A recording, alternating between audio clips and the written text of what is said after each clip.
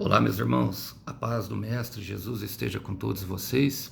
Que Deus abençoe quem me ouve e que o Senhor Deus Todo-Poderoso possa se manifestar e se fazer presente através dessa palavra, palavra que possa trazer talvez um alento, um refrigério para o teu coração em um momento difícil ou que possa prevenir justamente quando esses momentos acontecerem.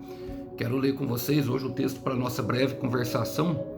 Encontra-se em João, capítulo 10. Quero ler com vocês a partir do verso 37, para aquilo que o Senhor quer falar conosco. Fala assim, ó: Não creiam em mim se não realizo as obras de meu Pai, mas se realizo, creiam na prova que são as obras, mesmo que não creiam em mim. Então vocês saberão e entenderão que o Pai está em mim e eu estou no Pai.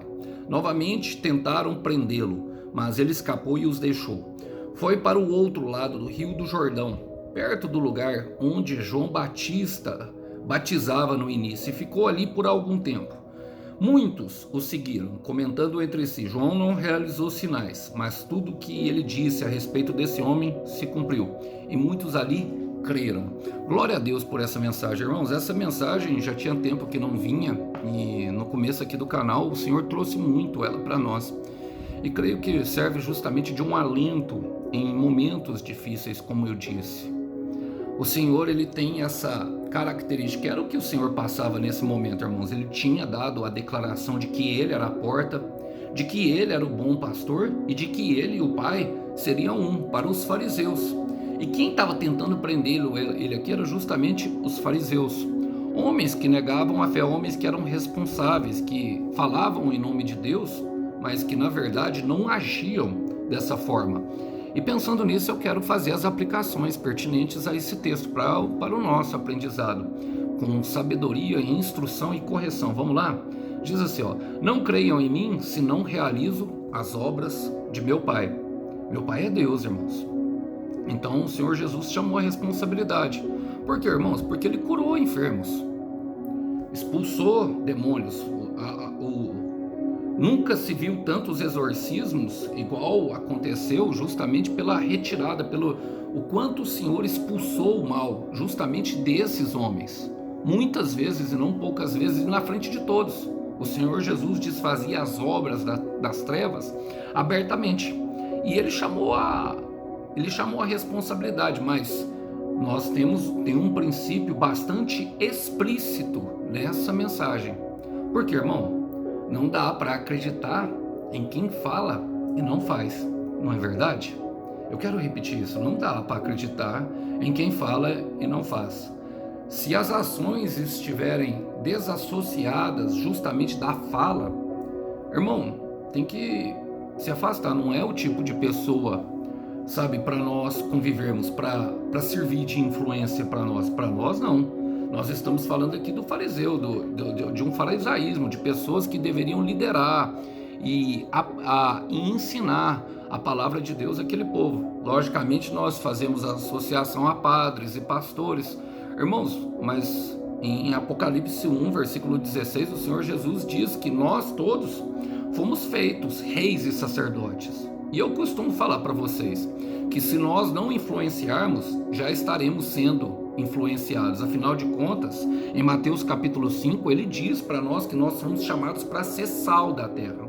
Agora, se o sal não salgar, o que não servirá a ele, a não ser para ser pisado pelos homens? Ou seja, não tem utilidade. Alguém que não veio para influenciar, nós fomos chamados para influenciar.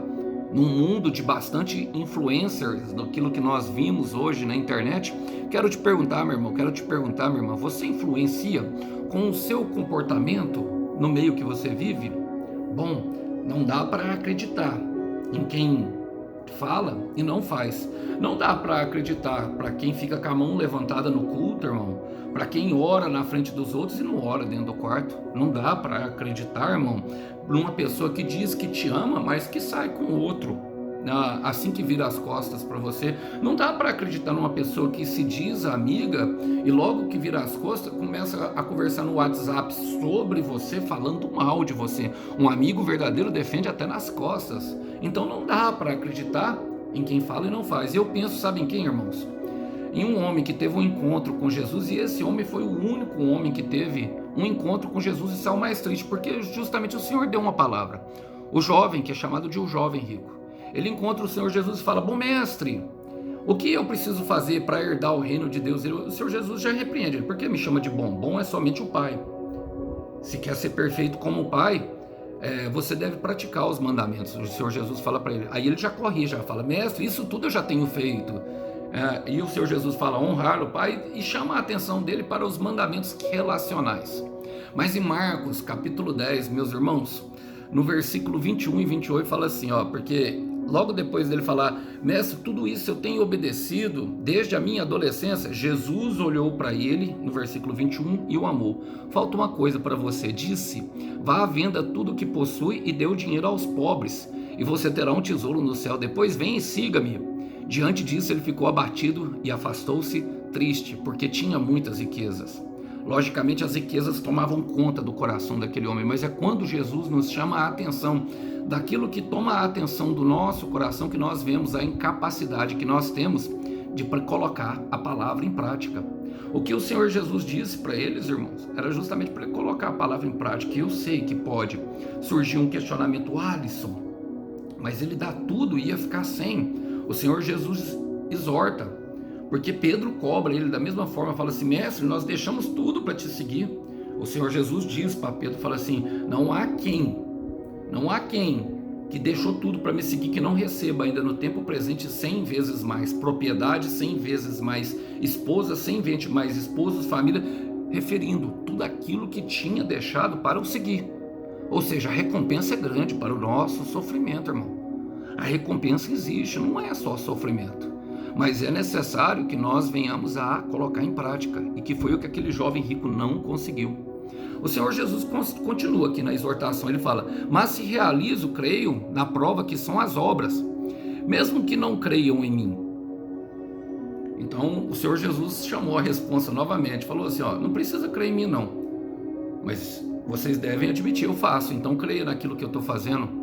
Não é verdadeiro aquilo que eu fiz? Assim como ele falou para os discípulos de João Batista: os surdos ouvem, os cegos veem, e o evangelho do reino tem sido pregado. Então, ele tem feito, ele sempre faz, irmãos. E as atitudes de uma pessoa, às vezes as pessoas nem vão acreditar em nós, meu irmão, mas as atitudes de uma pessoa falam por nós. Eu falei na outra ministração e vou repetir isso aqui: um gesto às vezes vale mais do que 1000 palavras. Então as atitudes de uma pessoa valem mais do que mil palavras, irmãos. E nós fomos chamados para ter a mesma atitude que Cristo Jesus. E pensando nisso, quero ler com vocês Filipenses capítulo 2, versículo 5, que fala: seja a atitude de vocês a mesma de Cristo Jesus, que embora sendo Deus, não considerou que o ser igual a Deus era algo que devia apegar-se, mas esvaziou-se a si mesmo, vindo a ser servo, tornando-se semelhante aos homens, e sendo encontrado em forma humana, humilhou-se a si mesmo, e foi obediente até a morte, e morte de cruz. Por isso Deus o exaltou à mais alta posição e deu um nome que está acima de todo nome. Veio para cumprir um propósito, irmão. Não veio para ser rei, veio para ser servo. Veio para nos ensinar o caminho da obediência. E muitas vezes a nossa atitude é que vai falar diante de Deus, irmão. Uma atitude fala mais do que palavras. E essa que eu li para vocês de Filipenses 2, versículo 5, é a atitude que agrada a Deus. Olha, no mesmo versículo ele fala: então vocês saberão e entenderão. Então vocês saberão que o Pai está em mim e eu estou no Pai. Ou seja, irmão, o alinhamento da fala com a execução atrai a presença. Ou seja, nós fomos chamados para prosperar, que haja luz. Em Ezequiel 37 ele profetiza sobre um vale de ossos secos, mas ele começou a andar e a profetizar conforme o Senhor tinha falado, ou seja, colocar em prática, irmão. Então o alinhamento da fala com a execução daquilo que nós estamos falando atrai a presença do Pai. Por quê? Olha o que ele diz: eu e o Pai seremos uns. Em João 17 ele vai falar: para que eles sejam um comigo assim como eu sou um com você. Ou seja, nós estamos conectados na videira. A intenção de Deus é habitar em nós, irmãos. Mas é quando a fala e a prática estão alinhadas que o Senhor faz questão de habitar. Olha, na visão que João tem justamente do Apocalipse, ele relata isso no final de todas as coisas, irmãos. Ele diz em Apocalipse 22, eu amo esses versículos porque nos instrui justamente a ficar firmes, implantar a semente do bem. Ele vai falar assim, ó: continue o injusto a praticar injustiça, continue o imundo na imundícia, continue o justo a praticar justiça e continue o santo a santificar-se. Eis que venho em breve, a minha recompensa está comigo e eu retribuirei a cada um de acordo com o que fez. E não com o que falou, é com o que fez, irmãos. É na prática que nós amamos, é na prática que se desenvolve todo o evangelho. É na prática, é na ação. É impressionante isso, porque sabe quando que Jesus vem, irmão? Porque Pedro vai dizer que o Senhor Jesus Cristo, ele procura por uma noiva madura, para uma noiva que também sabe esperar, mas que também apressa a vinda do Senhor. E como que ela apressa? Ele fala assim: o Senhor demora-se em cumprir a sua promessa, esperando que vocês se arrependam. E por isso o Espírito Santo, irmãos, antes de habitar em nós, ele habita conosco, nos instruindo, nos orientando. Eu falei hoje para o Joaquim na academia que uma das minhas orações, irmãos, mais constantes nos últimos tempos, é para que eu fique cada vez mais íntimo do Espírito Santo, para que eu possa compreender cada vez mais as instruções que ele me dá. Logicamente há um preço a se pagar por isso, irmãos. Mas eu aconselho que todos venham a viver para que o Pai seja, para que saibam e entendam. Uma pessoa cheia do Espírito Santo, a hora que elas veem, elas vão saber entender. E no versículo 17 de Apocalipse capítulo 22, ele fala: o Espírito e a noiva disse: vem, ora Maranata, vem Senhor Jesus. O que quer dizer isso, irmão? Um alinhamento daquilo que está sendo feito com aquilo que está sendo falado. Ou seja, um alinhamento do Espírito, da ordem do Espírito com a casa. A casa somos nós. Um alinhamento falando na mesma língua e agindo da mesma forma, desejando que o Senhor cumpra as suas promessas para o seu bom propósito nesse lugar, a fim de resgatar muitas pessoas e a fim de que nós possamos frutificar verdadeiramente. Ora Maranata, vem Senhor Jesus, mas ele demora porque ele espera até o momento certo. Então ele está trabalhando em nós, mas nós devemos continuar a praticar. Evangelho que se exercita de verdade é aquele que é colocado em prática. Irmãos, não adianta nada eu falar que treino na academia se eu não vou lá levantar os pesos. O que realmente deixa os músculos do corpo forte é a execução. E para isso, muitas vezes nós estaremos cansados. Para isso, muitas vezes teremos que enfrentar a preguicinha que vem. Para isso, muitas vezes nós teremos que deixar de olhar para o nosso travesseiro. É por isso que eu falo que tem um preço, mas sem dor, sem ganho. Então, para se subir ao mais alto monte, contemplar a vista que os outros não viram, é necessário pagar o preço da escalada. É necessário, nós estamos falando de algo muito valioso. Mas quando o Senhor Jesus falou isso, irmãos, aconteceu algo ali. Eu creio que eles perceberam que eles não praticavam. Tô rindo de nervoso, irmãos. Mas eu creio, por quê?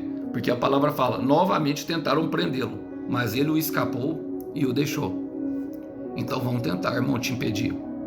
A intenção do inferno, meu irmão, é te aprisionar. Vão tentar, novamente tentaram prendê-lo, mas ele escapou e os deixou. Então a tentativa do inferno, meu irmão, é te aprisionar.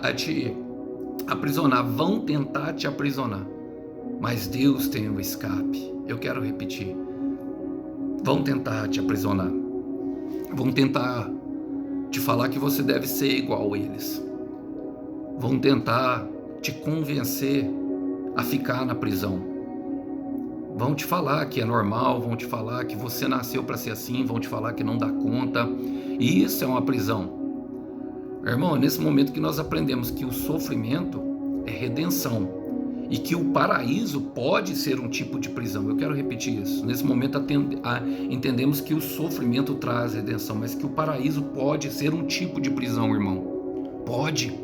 Vão tentar nos prender, mas Deus tem um escape. Ele saiu, irmão. Eu lembro logo da história de Atos, capítulo 16. Paulo corajosamente expulsou o demônio de uma mulher que era adivinha. E ela traía muito lucro para aqueles líderes, para as pessoas lá, porque ela adivinhava. Então tinha um cunho financeiro, mas era um demônio, irmão. E Paulo libertou a mulher. Então mandaram, açoitaram Paulo, humilharam Paulo e Silas e colocaram ele na prisão. Aquela história maravilhosa que eles estavam orando. E eu quero ler com vocês Atos 16, do versículo justamente 24 ao 26, que fala: tendo recebido tais ordens, ele os lançou no cárcere interior e prendeu os pés no tronco. Por volta da meia-noite, Paulo e Silas estavam orando, cantando hinos a Deus, e os outros presos ouviam. Então eu quero fazer uma pergunta, pausando aqui. Parecem presos? Recamanda rabassoia. Estão cantando e louvando à meia-noite, orando. Algemas? Não é sinal de prisão. Homens presos, livres em celas, e vão tentar te prender, irmão, e às vezes até consiga, às vezes Deus permite. Nesse caso aqui tinha um propósito. Os outros presos foram alcançados e também a família do carcereiro. No versículo 26 fala: de repente houve um terremoto tão violento que os alicerces da prisão foram abalados. Imediatamente todas as portas se abriram e as correntes de todos se soltaram. Sabe por quê, meu irmão? Porque a oração e o louvor nos leva a enxergar a realidade como Deus enxerga. Deus não enxergava aqueles homens presos. Eles de fato não estavam presos. Hora nenhuma, eles poderiam sair a qualquer momento. Continue em obediência, continue crendo, meu irmão. Continue até mesmo contra o sistema que imputa a prisão, porque Deus é contigo. Se Ele te deu uma palavra, vai lá e faça. Vai resgatar. Busca a ovelha perdida, como essa menina que estava possuída por demônios. Foi liberta, irmão. E nesse processo de libertação, libertou todos os presos e a família do carcereiro. E ainda depois, quando Paulo e Silas saíram da prisão, tiveram que prestar todas as honras. Eles queriam que Paulo e Silas saíssem à escondida. Se você for ler lá, você verá. Paulo e Silas falaram: não, eles me prenderam em público e me bateram, agora eles vêm e soltem. Então não aceite menos do que você merece. Vão tentar te aprisionar, meu irmão, mas Deus tem o escape. Deus sempre tem o escape. De repente virá um terremoto, e eu quero profetizar, virá um terremoto de Deus para sua vida, quebrando todos os grilhões e cadeados que o inferno tentou, porque Deus tem o escape. Ele é fiel, recabanda rama da saia. Olha, aí a palavra vai dizer: foi para o outro lado do Rio Jordão, perto do lugar onde João Batista batizava no início, e ficou ali por algum tempo. Aqui nós aprendemos algo importante, irmão, quando a pressão aumenta, quando a coisa fica feia.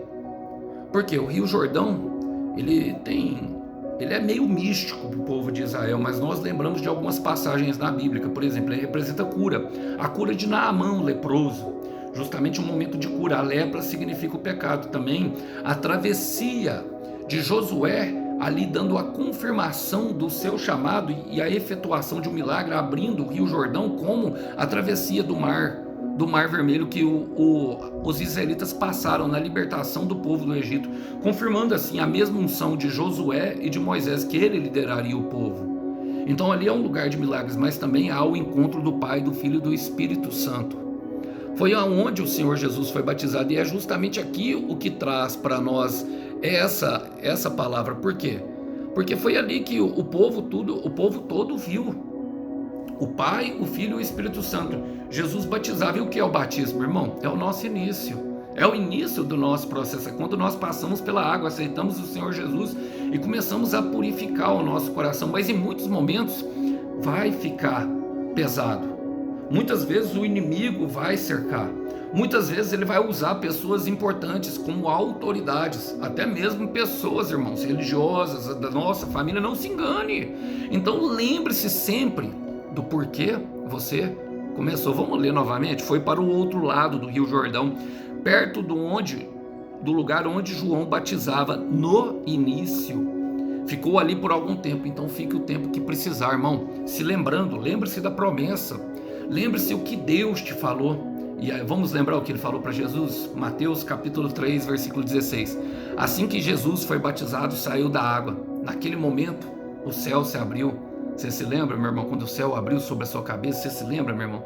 Ele viu o Espírito de Deus descendo como pomba e pousando sobre ele. Então uma voz do céu disse: Este é o meu filho amado, que me agrado.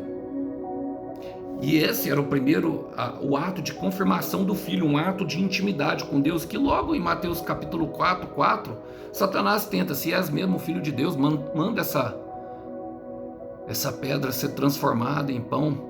E no caminho entre a pedra e o pão, irmãos, muitas vezes nós seremos pressionados. Eu quero repetir: no caminho entre a pedra e o pão, muitas vezes nós seremos pressionados por esse aqui. Então lembre-se do porquê você começou. E olha, a palavra vai dizer: muitos o seguiram, comentando entre si: João não realizou sinais, mas tudo o que ele disse a respeito desse homem se cumpriu. Então toda dor que Deus permite tem um propósito. Porque, irmão, mais importante é as pessoas que vêm. E é importante nós salientarmos o que esses homens estão contando. Olha, João não realizou muitos sinais e muitos se apegam aos sinais. Mas nós precisamos aprender, irmão, que os sinais, eles são temporários, de fato. Eu quero repetir: os sinais são temporários. Mas o que é importante, irmão? Mais importante do que os sinais é a palavra. Olha o que eles falam: João não realizou sinais, mas tudo o que disse a respeito desse homem se cumpriu. Irmãos, sinais acompanharão aqueles que creem, não tenha dúvida disso. Mas eles não são um fator determinante. Eu gosto de lembrar a história de Moisés, que fez os mesmos sinais que os magos. Replicaram a serpente, o cajado se transformando em serpente, e muitos sinais lá. Então o diabo tem poder de fazer sinais. Os sinais, eles não devem ser o fator determinante para nós seguirmos em frente, mas sim a palavra de Deus, porque os sinais, eles são temporários, eles enriquecem e servem de experiência que nós temos com Deus, mas não deve ser por eles, não deve ser o principal, porque em Isaías capítulo 40, meu irmão, versículo 8, tem uma palavra que eu gosto muito. Ele fala: a relva murcha e as flores caem, mas a palavra de nosso Deus permanece para sempre. Um sinal maior do que a natureza de que Deus existe, meu irmão, eu creio que não existe. Então os sinais, eles passam, mas a palavra de Deus, ela permanece para sempre. E aqui nós entendemos o propósito final, e eu quero terminar porque eles falam: e muitos ali creram em Jesus. Por quê, meu irmão? Esse lugar onde o Senhor Jesus foi era um lugar deserto, onde João Batista ficava. Era um lugar que tinha ali a sua peculiaridade. E o deserto fala justamente de onde o Senhor nos encontrou, não é verdade? O deserto fala daquele lugar, daquele momento em que nós tivemos ali um encontro com o Senhor, que nós percebemos que estava. No começo nós negamos, mas depois nós entendemos que Deus tinha um propósito maior. Deserto, na etimologia da palavra, significa medevar. O lugar da palavra, um lugar muito silencioso, qual nós somos capazes de escutar a voz de Deus, mas também inóspito, porque nós queremos sair de lá onde a pressão aumenta. Mas é no deserto que o Senhor se recruta sinais para a missão. Olha, e muitos ali creram nele. É impressionante que Jesus encontrou mais fé nele no deserto do que entre a liderança religiosa. Vocês não acham isso? Chega a ser até um pouco contraditório, se assim eu posso dizer, mas é no deserto que Deus recruta os soldados para a missão. E eu quero terminar, meu irmão, com um versículo com vocês em Lucas capítulo 80, que fala sobre João Batista. Fala assim, ó: e o menino crescia e se fortalecia em espírito e viveu no deserto até aparecer publicamente em Israel. E o que eu quero dizer com isso, irmão? A preparação é no deserto, mas Deus tem uma honra pública. As multidões seguiam João Batista foi considerado por Jesus o maior profeta que já existiu. E o que Deus fará com você depois desse deserto, depois dessa pressão, depois desse momento de contradição é grande. Grandes coisas o Senhor fará por nós. Suporta o momento e viva um milagre. Que Deus abençoe a todos vocês. Até uma próxima. A paz do Mestre esteja com todos. Tchau, tchau.